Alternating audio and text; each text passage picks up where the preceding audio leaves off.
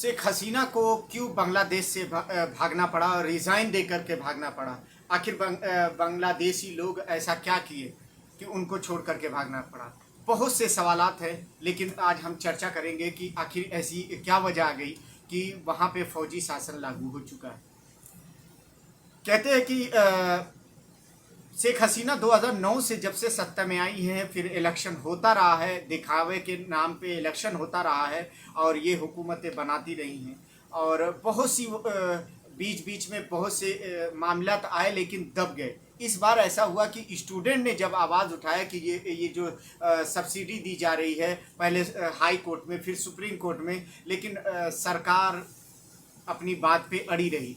उसके बाद जब स्टूडेंट धीरे धीरे सड़कों पे आने लगे, तो शेख हसीना का बताया जा रहा है कि हुरूर इतना था कि क्योंकि 15 साल से सत्ता में रहने के बाद अपनी फ़ौज को लगा देती हैं। पुलिस और फौज की से स्टूडेंट को बहुत नुकसान होता है। कई स्टूडेंट मारे जाते हैं। कोई रिपोर्ट आती है कि 100, कोई बोलता है कि 500, यानी ज़्यादा की रिपोर्ट आ रही है कि बांग्लादेशी स्टूडेंट मारे जाते हैं। और जिस मुल्क में स्टूडेंट को अगर पुलिस या फौज मारती है, वहाँ पे ऐसा होना लाजमी हो जाता है। ये बात शेख हसीना को नहीं समझ पाई कि आखिर हम स्टूडेंट के ऊपर ऐसा जुल्म कर रहे हैं। और ऐसा होते होते इतना ज़्यादा हो गया, तब जा कर के शेख हसीना ने अपनी ही पार्टी और अपनी सहयोगी पार्टी को किसी को बताया कि जा कर के इनसे बात करें। लेकिन तब तक जो स्टूडेंट हैं, उनके यूनियन के लोगों ने कहा कि हम बात नहीं करेंगे, कोई कमेटी नहीं तैयार करना है, आप हसीना को रिज़ाइन देना होगा। ये बात इतनी ज़्यादा तेज़ी से फैल गई पूरे बांग्लादेश में, और लोग भी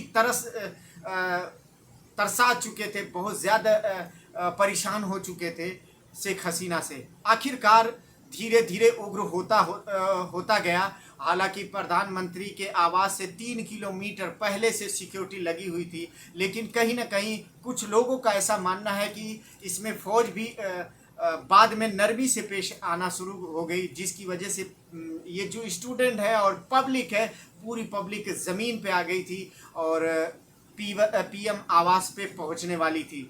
इससे पहले कि पब्लिक पहुंचती और शेख हसीना पहले रिज़ाइन देती हैं, उसके बाद बताया जाता है कि भारत आ जाती हैं। भारत में दिल्ली में वो उतरती हैं।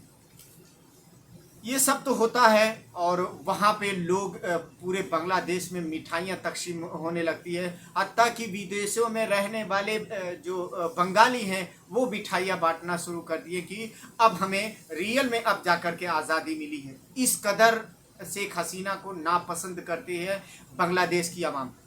और जब इलेक्शन होता है, 3 बार से इलेक्शन हुआ है, उसमें बताया जाता है कि 80% रिजल्ट शेख हसीना के पास में आया। पता नहीं, लेकिन लोग उनको नापसंद कर रहे हैं। हालांकि खालिद जिया जो हैं, वो पहले से जेल में है और उनके बेटे लंदन में है।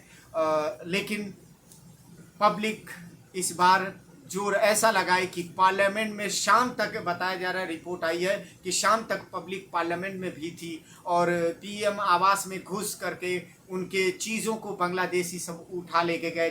जो घुसे, जिसको जो मिला वो लूट कर के लेके गया। क्योंकि उनका बांग्लादेशियों का कहना है कि ये हमारा है, ये हमारा है। शेख हसीना की ये हालत हुई कैसे? इन्होंने प्रेस कॉन्फ्रेंस करके ऐसी बात कह दी कि जो लोगों को नागवार गुजरा, रजाकार बता दिया। ये जो स्टूडेंट हैं, ये स्टूडेंट थे, इनको कहना चाहिए था, समझाना चाहिए था। स्टूडेंट को समझा सकते हैं। आप आतंकवाद का नारा दोगे कि ये जो सड़कों पे हैं, ये स्टूडेंट नहीं है, ये रजाकार यानी आतंकवाद, मुल्क के खिलाफ लड़ने वाले को आतंकवाद रजाकार कहा जाता है।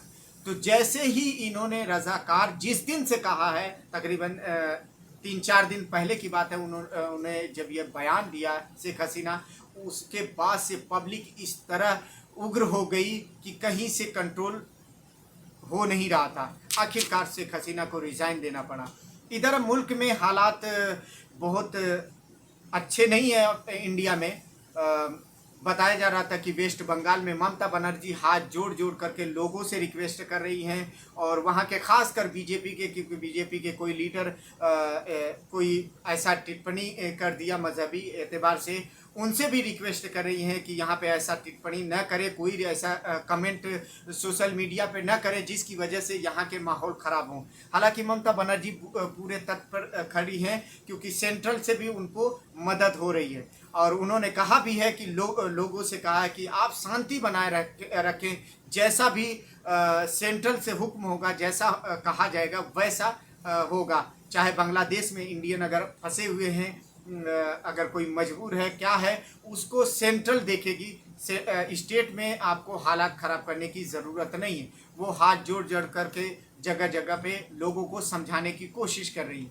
इधर दिल्ली में बताया जा रहा है कि हाई कमीशन मीटिंग चल रही है, और इस मसले को बहुत गहराई से लिया जा रहा है, क्योंकि बॉर्डर का मसला है, और जाहिर सी बात है कि बांग्लादेश से रिश्ते इंडिया के बहुत अच्छे बताए जा रहे हैं शुरू से। और इंदिरा गांधी से तो आप जानते ही हैं कि इंडिया और बांग्लादेश और पाकिस्तान को अलग करने के लिए इंदिरा गांधी ने ही जो समर्थन दिया था, फौजी समर्थन, उसकी वजह से बांग्लादेश बना था। तो इसके बाद से बांग्लादेश की जो विदेश नीति और इंडिया की विदेश नीति के जो ताल्लुकात थे बहुत अच्छे चल रहे थे। ये सब को नज़रिए में रखते हुए कि पूरे बांग्लादेश के बॉर्डर को हाई अलर्ट में फौजियों को कर दिया गया है, और यही सबसे उम्मीद लगाई जा रही है, सभी मीडिया से भी उम्मीद लगाई जा रही है, और रिक्वेस्ट किया जा रहा है कि जो जहां पर है बांग्लादेशी कोई उग्र का काम ना करे, कोई ऐसी अफवाह पर ध्यान न दे जिससे माहौल ख़राब हो। आदमी अपने आप को संयम रखें, कंट्रोल में रहें, और उम्मीद करें कि और बेहतर होगा। मेरी वीडियो कैसी लगती है कमेंट करके ज़रूर बताइएगा, और जब भी दुआओं में हाथ उठाइए तो मुझे भी याद करिए। जय हिंद, थैंक यू।